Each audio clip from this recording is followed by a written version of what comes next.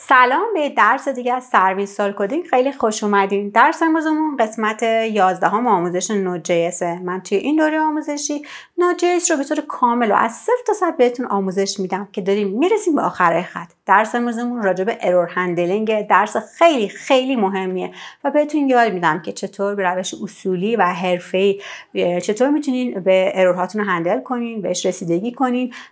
هم تعداد کدهاتون کمتر میشه، هم API شما کرش نمیشه، دان نمیشه، ترمینیت نمیشه، اجراش متوقف نمیشه و همین که چطور میتونین تمام این مدیریت خطاها رو منسجمش کنین در داخل یک میدلور. درس امروزمون خیلی درس مهمیه، چه برای کسایی که با نود کار کردن با دیدن این آموزش میتونن به روش اصولی تر و حرفه‌ای تر ارور هندلینگ انجام بدن، چه برای شما که از اول تا اینجای کار با من همراه بودین هم این درس به دردتون میخوره. پس اگر آماده اید درس قبل رو تماشا کردید، بریم ما هم شروع کنیم.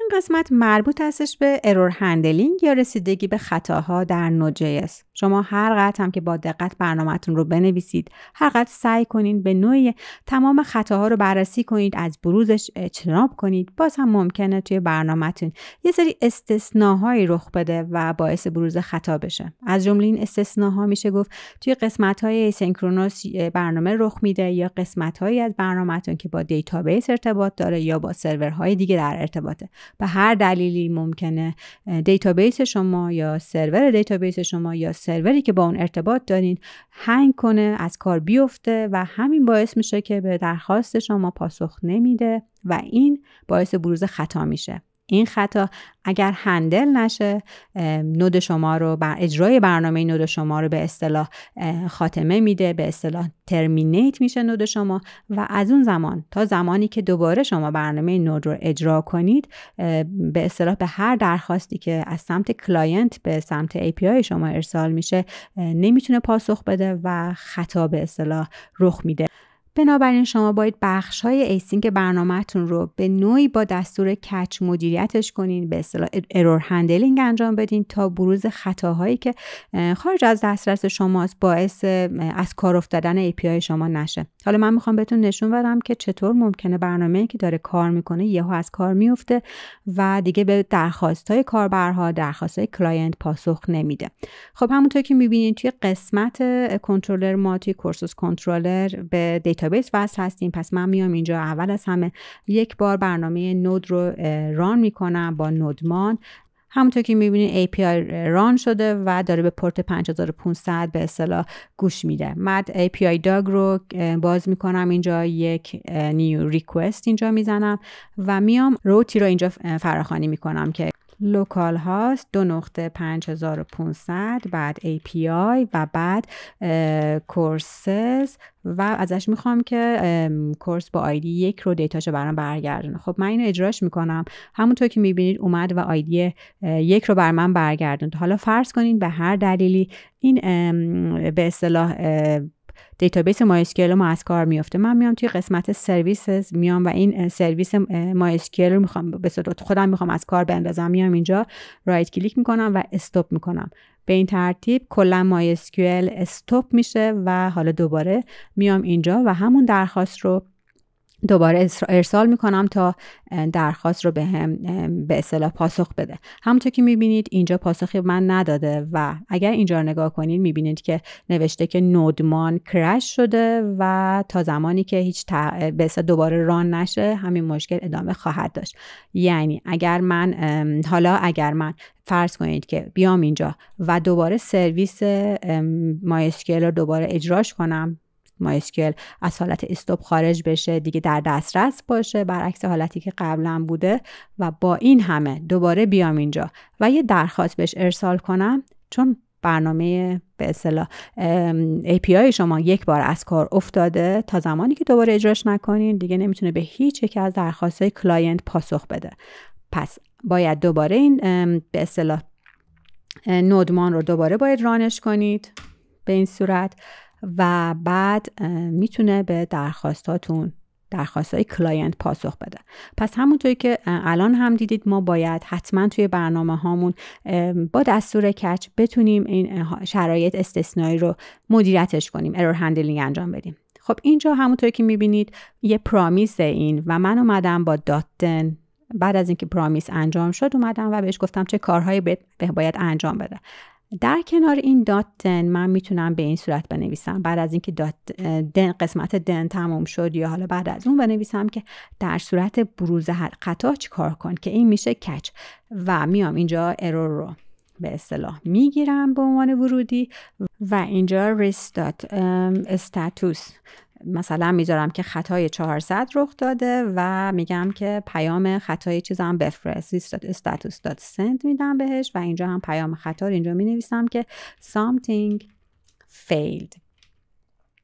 حالا دوباره همین مراحلی که انجام دادم و به اصطلاح SQL سرور رو دان کردن رو دوباره تکرارش میکنم. میام اینجا الان پروژه ما داره به درستی کار میکنه، امتحانش میکنم، دوباره سند همونطور که میبینید داره کار میکنه. میام سرویس MySQL رو اینجا دوباره استاپ میکنم.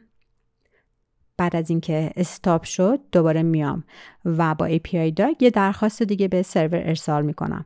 خب این دفعه همونطور که میبینید پیام something is fail رو نوشته و اگه برگردم اینجا و به API هم نگاه کنم همونطور که میبینید دیگه اینجا پیام خطایی رخ نداده و همچنان داره API من به درستی داره اجرا میشه. اگر دوباره من یک به اصطلاح این MySQL رو دوباره استارتش کنم و بیام دوباره یه درخواست دیگه ارسال کنم بدون مشکل به درخواست من پاسخ میده. پس شما باید تمام قسمت‌های ایسینک برنامه‌تون رو با کمک دستور کچ به اصطلاح مدیریتش کنید. دوباره برمیگردم اینجا و میخوام اینجا کدهامو یه مقدار بهتر و ساده‌تر و خانه‌ترش بکنم. خب همونطور که میدونین این get course یه به اصطلاح یه پرامیس بر من برمیگردونه. هم من میتونم با دات دن و دات کچ این رو به اصطلاح مدیریتش کنم و همینطور میتونم با دستور await این رو مدیریتش کنم. حالا من میخوام حالت دوم رو هم بهتون نشون بدم چون حالت دوم خب یه مقدار کدها خانه‌تر هست در این حالت. پس میام اینجا و من به این صورت عمل میکنم. اینجا نتیجهش رو در داخل یه وریبلی به اسم ریزالت قرار میدم و بهش میگم که تو منتظر بمون تا اینکه این قسمت از کد اجرا بشه، یعنی await کن. چون await استفاده کردم باید این فانکشن async باشه و این رو هم async رو اضافه میکنم اینجا و بعد دیگه به این قسمت then احتیاجی ندارم. به این صورت اینا هم حذف میکنم و بهش میگم که این ریزالت دیگه حالا این ریزالت رو دارم من و به اصطلاح این ست کد من منتظر میمونه تا اینکه اجرای get course تموم بشه و بعد نتیجه رو در داخل وریبل ریزالت قرار میده. دیگه به این هم احتیاجی ندارم و حالا میتونم مدیریت به اصطلاح خطا رو با ترای کچ به راحتی انجام بدم. این قسمت رو هم حذف میکنم و میام اینجا و با دستور try catch و قرار دادن دستورات ایسینک برنامه در داخل قسمت try مطمئن میشم که به درستی مدیریت کردم من این قسمت رو و بعد در قسمت کچش هم میام و این قسمت رو قرار میدم. خب همونطور که میبینین کدهای مقدار خانه تر شده و یه نکته که اینجا باقی مونده اینه که من این دستور این قسمتی که پیام خطا رو داره به سمت کلاینت برمیگردونه رو میتونم در داخل با یه میدلویر مدیریتش کنم. و اما به چه صورت؟ برای اینکه کنترل از یه میدلویر به میدلویر بعدی بدیم از نک استفاده میکنیم. خب پس من میام به جای اینکه اینجا پیام رو به اصطلاح پاسخ رو به سمت کلاینت ارسال کنم اینو از اینجا کات میکنم و بهش به جاش نویسم next. اینجا next error رو مینویسم که تا کنترل از این میدلویر بگیره و به میدلویر بعدی بده. حالا میام توی app.js و میدلویر بعدی رو اینجا مینویسم. خب به این صورت مینویسم app.use میکنم و اسم میدلویر رو اینجا می نویسم. اول از همه برای میدلویر هم در داخل فولدر میدلویر یه فایل درست می کنم. اسمش رو میذارم error underline handler.js و اینجا فانکشنش رو می نویسم. به اصطلاح میدلویرش رو تعریف می کنم. اسمش هست error handler و به عنوان ورودی یا به عنوان پارامتر همونطور که می‌دونین یه میدلویر ریکوست داره، ریسپانس داره و نکست داره و همینطور چون این ارور هندلره و میخوام بهش یه ارور رو هم به اینجا پاس کنم پس اینجا ارور رو مینویسم و بعد ریکوست و بعد ریسپانس و بعد نکست رو مینویسم و به این ترتیب و اینجا هم ارسال پاسخ رو هم اینجا پیستش میکنم. فقط تنها کاری که اینجا باقی موند باید این میدلویر رو اکسپورتش کنم. میام اینجا مودال دات اکسپورت می نویسم و مساوی قرارش میدم با error handler. حالا خیلی راحت برمیگردم به app.js و اینجا اسم میدلویرم رو می نویسم که بود اسمش error handler. حالا بریم تستش کنیم ببینیم آیا با وجود میدلویر هم داره درست کار میکنه یا نه. برمیگردم به همین API داگم و داگمه سند رو میزنم. همونطور که میبینید همچنان داره پیام خطایی که درست کردم رو داره ارسال میکنه و شما تونستین که ارور هندلینگ درستی رو اینجا انجام بدین. برمیگردیم دوباره به کورسز کنترلر و اینجا من میخوام فرض کنید که برای بقیه قسمت ها هم همین کار رو تکرار کنم. خب دوباره برمیگردم اینجا و یا میتونم برای این دات کش بنویسم یا از ترای استفاده کنم که من حالا اینم ترای استفاده میکنم.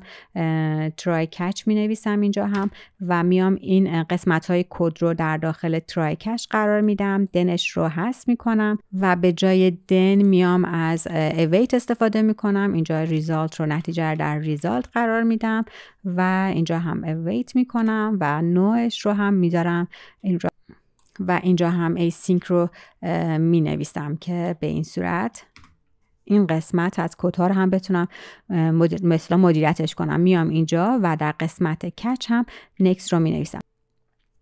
اما اینجا یه نکته وجود داره و اون این که شما مجبور هستین توی تمام قسمت ها این ترای کشه رو بنویسید و به نوعی هم کدهای شما از خانایی میفته، خانهش کمتر میشه، همین که خب مجبورین چند صد کد اضافه بنویسید.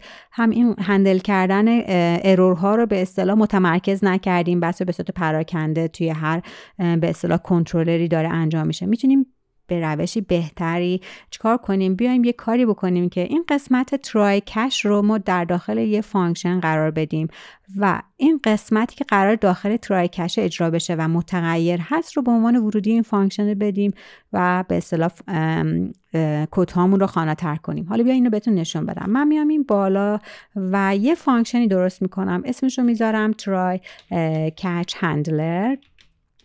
این ترای کچ هندلر من به عنوان ورودی این قسمت کنترلر رو میگیره، یعنی اون دیتا، یعنی اون عملیاتی که در داخل کنترل باید انجام بگیره رو به عنوان ورودی میگیره. پس به عنوان ورودی فانکشن میگیره. من اسمش رو میذارم کنترلر و بعد چیکار میکنین؟ کنترلر در داخل خودش یه ترای کش داره و دیگه من احتیاجی نیست که در داخل تک تک این کنترلرها ترای کش رو بنویسم. کاری که میکنه در داخل ترایش میاد و این فانکشنی که بهش ارسال کردم رو اجرا میکنه. پس میاد اینجا و کنترلر رو که یه فانکشن اجرا میکنه و در قسمت کشش هم میاد و این خطا رو به میدلویر بعدی انتقال میده. پس دیگه من لازم نیست که از ترای کش استفاده کنم در داخل خود کنترلر ها. اینو پاکش میکنم، در عوض کل این قسمت رو به عنوان ورودی به ترای کش کنترلرم ارسال میکنم. پس میام اینجا اسم فانکشن ترای کش کنترلر رو مینویسم، پارانتز باز و بسته، به عنوان ورودیش میاد و این قسمت ارسال میشه به ترای کش هندلرم. یعنی به این صورت کدهای من نوشته میشه. همونطور که میبینین خیلی خاناتر از این یکی کده. و اما اینجا یه نکته وجود داره، اون اینی که دیگه من به نکست اینجا احتیاجی ندارم، اینم از اینجا برش میدارم و اینجا چون کنترلر من async هست باید بهش wait کنه. پس await رو اینجا می نویسم و چون از await استفاده کردم async رو هم اینجا می نویسم. اصولا باید به نظر میاد که همه چی الان داره درست کار میکنه، اما مشکل وجود داره و اون مشکل اینه که خب من دارم از اینجا از ترای کش کنترلر میخوام کنترلر رو اجرا کنم که این قسمت هست، اما همونطوری که میبینید توی این قسمت من به ریکوست و ریسپانس احتیاج دارم ولی خب اینجا ندارمش. باید چیکار کنم؟ باید این قسمت رو یه مقدار تغییر بدم، به اصطلاح فانکشن رو در داخل فانکشن بنویسم به اصطلاح. پس من میام اینجا و ریترن میکنم این سه تا پارامتری که بهش احتیاج دارم، ریکوست رو با ریسپانس و همینطور با نکست، و بعد در داخل این فانکشنی که نوشتم میام و ترای کش رو قرار دارم. حالا دیگه من ریکوست و ریسپانس و همینطور نکست رو دارم. اینجا ریکوست رو می نویسم، اینجا ریسپانس رو می نویسم و چون اینجا اویت کرده باید این فانکشن من async باشه، اینجا async رو می نویسم. دیگه به async اینجا احتیاجی ندارم و حالا به اینجا هم به نکست احتیاجی ندارم و همونطور که می بینید حالا من به کنترلرم ریکوست و ریسپانس رو استرال کردم و همینطور این نکست رو دارم که از این طریق این نکست بتونم کنترل رو به میدلویر بعدی انتقال بدم. حالا بیایید این قسمت رو مجدداً تستش کنیم ببینیم آیا درست کار میکنه یا نه. همونطوری که میبینید همچنان MySQL من دان هست. من سند رو میزنم، دوباره نوشت something fail یعنی که داره به درستی میدلویر من اجرا میشه. میام دوباره این MySQL رو استارتش میکنم و مجدداً این رو اجرا میکنم. همونطور که میبینید هم تونست دیتا رو من نشون میده و همین که در موقعی که به هر دلیلی این ترای کش من به خطا برخورد و قسمت کچش اجرا شد، داره به کنترل رو به درستی به میدلویر بعدی یعنی نکست انتقال میده. دیگه من لازم نیست که توی کنترلر هام به این صورت بنویسم، کافیه که بیام ترای کش رو بیام و اینجا در داخل کلا این قسمت مربوط به اصطلاح اجرا رو در اینجا قرار بدم در داخل ترای کش هندلر و میتونم خیلی راحت قسمت ترای و کش رو هم از اینجا بردارم و همونطور که میبینید کدهای من خاناتر و کوتاه‌تر شده و به این ترتیب مدیریتش هم راحت هست. حالا یه نکته اینجا وجود داره و اینکه من این ترای کش هندلر رو آوردم گذاشتم توی کنترلر. خب لازم نیست اینجا باشه، توی کنترل های دیگه هم من به این احتیاج دارم، پس میام کلا اینو از اینجا برش میدارم، میام توی قسمت فولدر یوتیلیتیز یک فایل جدید درست میکنم به اسم همین ترای کش هندلر. فایل جدید ایجاد میکنم، اسمش رو مینویسم، میذارم try catch underline handler.js و میام اینجا قرار میدم و باید اکسپورتش کنم. پس میام اینجا اکسپورتس میکنم try catch handler رو. حالا برمیگردم به courses controller و اینجا این try catch handler رو ایمپورتش میکنم. به این ترتیب این هم ایمپورت شد. مجدداً تست میکنم، هم حالت اجرا هم حالتی که باید به هم پیام خطا بده و همونطور که میبینید داره کاملا درست داره کار میکنه. و حالا بریم سراغ این که ما یه سری خطاهای دیگر رو از طریق همین ارور هندلر ما بخوایم که اونا رو هندلش کنیم و به صورت مجزا به صورت پراکنده ما هندل کردن خطاها رو انجام ندیم. اگر خاطرتون باشه توی یوزر کنترلر قسمت رجسترش ما یه سری خطاهایی رو خودمون به کاربر میفرستادیم که مثلا خطاهایی که حالا فرض کنید که این کاراکترهای ورودیش، ایمیلش، پسوردش، تعداد کاراکترهاش یا نوع کاراکترهاش اشتباه بود.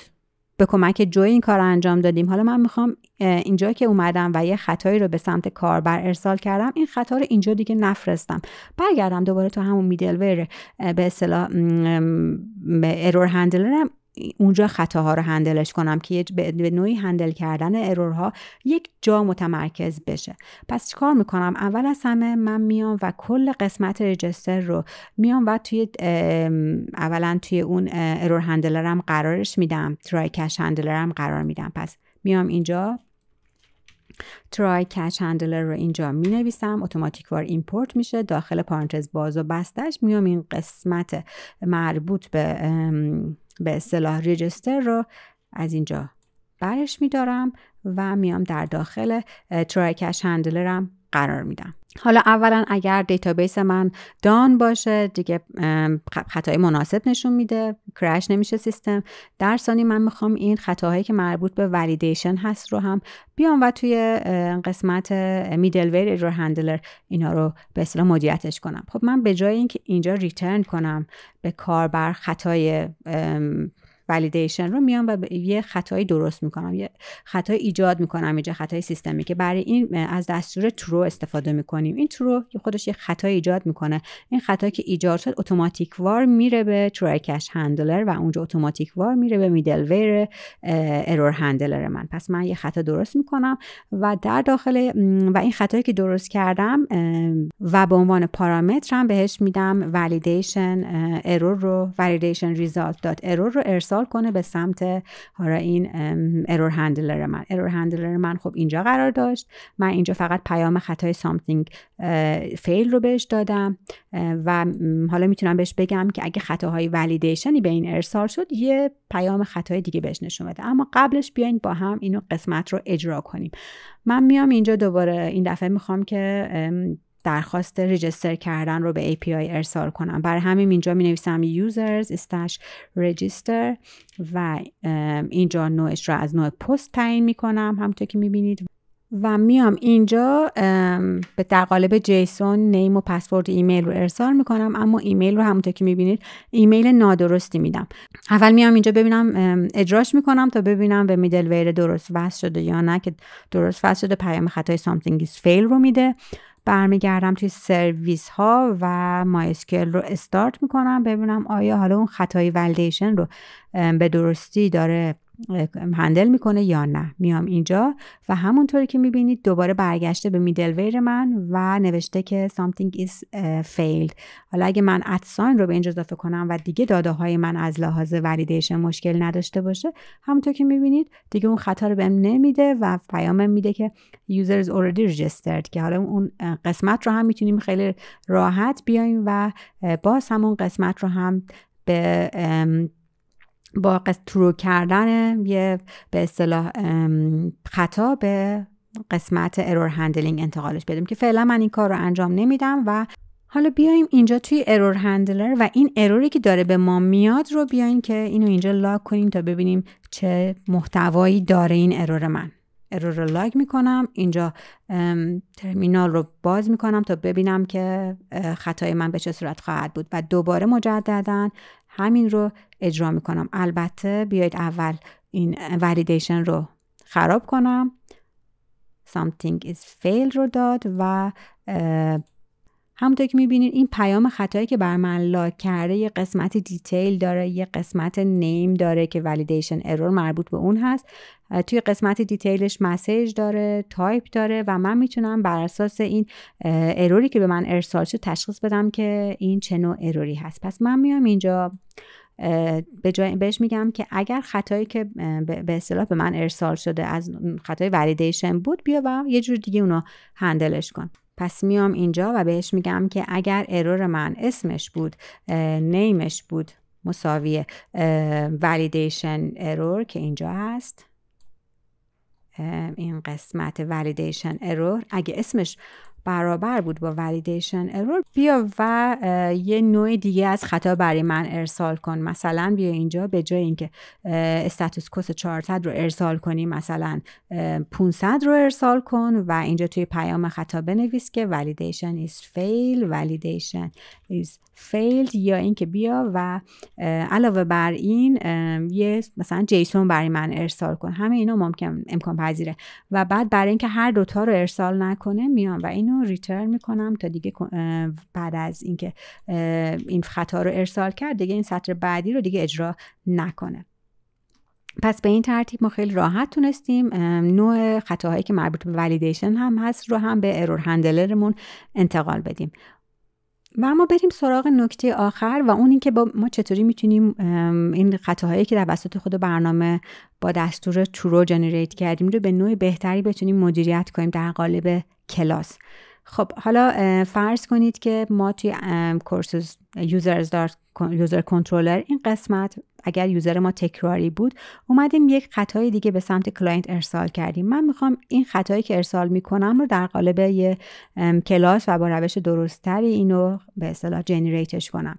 پس من میام اینجا توی قسمت یوتیلیتی یه فایل جدید درست میکنم و میام اینجا یک کلاس درست میکنم به اسم اپ ارور که این کلاس من از کلاس ارور داره extend میشه، extends از ارور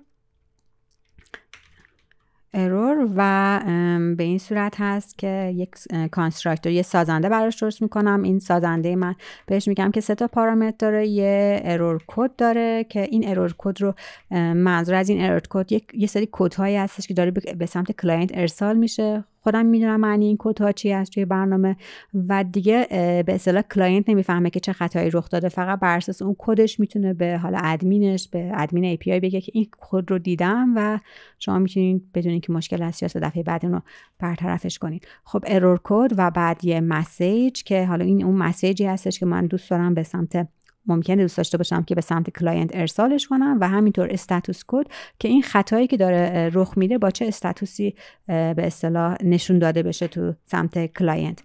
و بعد میام اینجا اول از همه سوپر مسیج رو می نویسم و بعد میام اینجا this